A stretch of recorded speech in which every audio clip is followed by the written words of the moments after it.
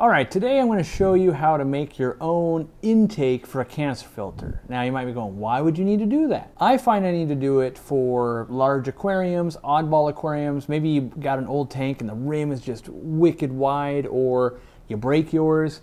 These things from Fluval, which by the way, technically it's sponsored by Fluval. They sent me this filter like a year ago and I opened it today for this video. So sponsored by Fluval, thank you for that. Otherwise I would have found one I bought. So the piece that we're talking about today is this little dealy bob that goes over the rim. Now imagine you had this 107, this is the smallest filter they make, and you had a 29-gallon tank and you want to upgrade and put this thing on your 150-gallon tank. Well, that rim is going to be a lot bigger and it's hard to stretch that over. Well, don't worry, we're going to build our own better version today. Set that off to the side, we won't be needing that. First thing you're going to need, and it's mandatory, is your aquarium co-op towel. Because you're going to do this on the kitchen counter or kitchen table and you don't want to get yelled at. So we do that first, right? Because we're going to be using PVC glue and we're going to be using PVC to make this. Now, I'm using black. In the past, I have used white PVC and spray painted it black with Krylon Fusion paint. But if Jimmy cuts to the B-roll in Murphy's tank, you can see that eventually, 7 years later, plecos will have eaten that paint off the plastic. And so if you want something that's gonna last forever, order up some black PVC online, or maybe you can find it at Lowe's or something like that. So, well, what we're gonna build, I'll show you a crude version of it, is this. Essentially, you'd have the long part out of the aquarium, you'd have the shorter part inside with a connector piece. We need to go over the rim. We're gonna build this, but a better version. We need an intake, we need some adapters. I'm gonna show it all to you. First thing, we need to go over the rim. You can see I've got two different connectors here. One is a furniture grade connector, and that's why it's got this bevel. One's a normal black PVC. We're not putting them under high pressure. They'll work either way. It's just gonna go like that, and then your rim of your aquarium would sit right here. But we need a piece to go in between those two because they won't stay. So we gotta cut a piece. What I do, so I put it in one end, and we're going to cut a little bit down the way there. Ratchet cutters for PVC, about 15 bucks. If you have an aquarium, you should probably own those. So now I've made a much wider one. You can keep ratcheting it down and getting it flush. Adjust to the width you need. Sometimes you have this crazy wide acrylic tank or something where you need to come from the back all the way in because it doesn't have any holes and you're too afraid to cut them. Whatever your situation's going to be.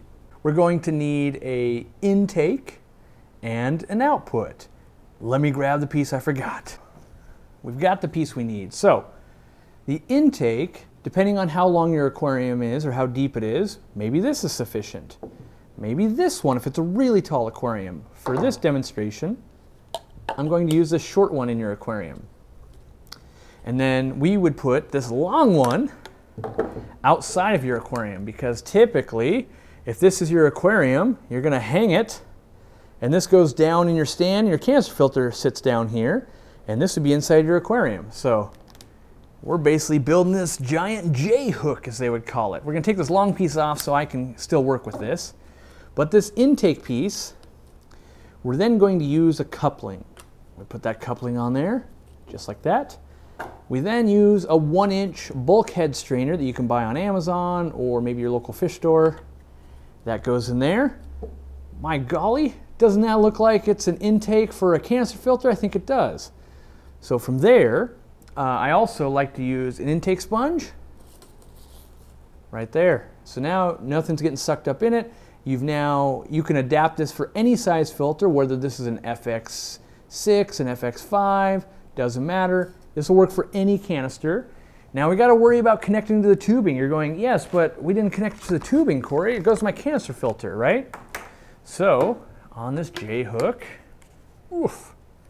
So there we go. We've got this part inside the aquarium. This part's going down lower.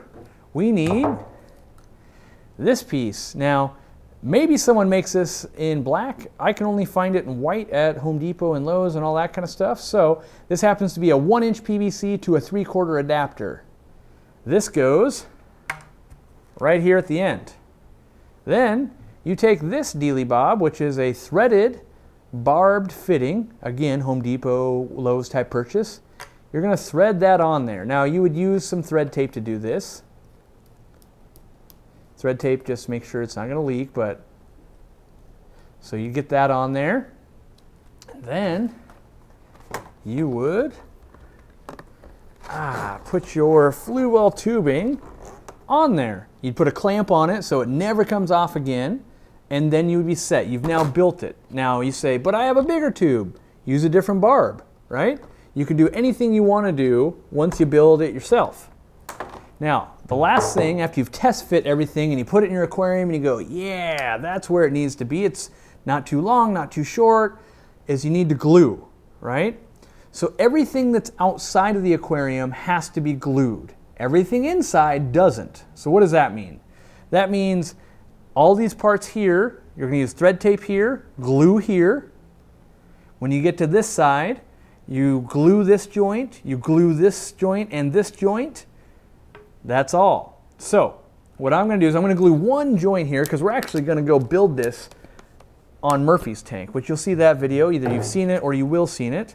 We're just going to glue this one joint, and this is why you needed the aquarium co-op towel so you don't ruin your dining room table. I like to use well, I guess this isn't Christie's. This is Otay's Rain or Shine Blue PVC cement. I use Christie's hot glue as well. A little bit goes a long way.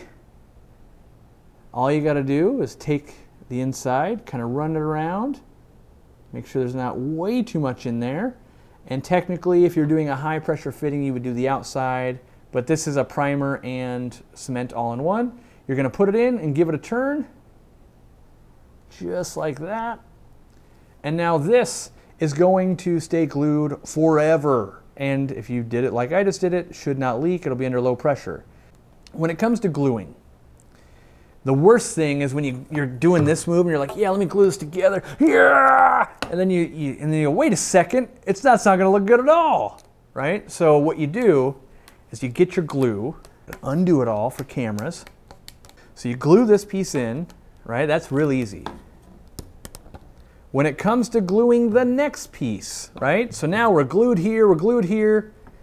You put the glue inside this one. We go, here we go, we put a bunch of glue in. And now this will stain everything horribly. Ask my wife if I've killed way too many pairs of pants with this. Yes. Have towels so when you get it on you. Now you're going to put that in there all the way around. Now, what you do is you get your towel and you're going to put it on the towel, push it together, right? Give it that twist and then flatten it out on the table. So that way it will dry this way. Only takes about 20-30 seconds. Now you'll know that it's nice and straight and it's not going to look super duper weird in your aquarium. How do you end up with something like this? When you change aquariums, you go, hey, I could reuse that. Yes, we could. So you can always reuse it and go, oh, look at this. Because we didn't glue these parts in, you can, take this off. And look at that, we can make a very short intake. What would that be used for? Maybe draining water to your Python system, maybe refilling water. There's a bunch of uses you can do with this. You can put it on a little bit longer end. You can use a coupling. Because we left ourselves enough, when we cut it, I can now go, look at that. That'll work too. Glue it all together. And so always leave yourself some tails when you're working with this and you're going to reuse it down the road. Throw this in your bin so that way you go, I've already basically made one of those. I just got to cut it to the lengths I need, and there you go. So now you can make your own intake. Make sure down the road you check out our video on how to make a spray bar. That would be the return part from a canister filter like I've got on the 800 gallon.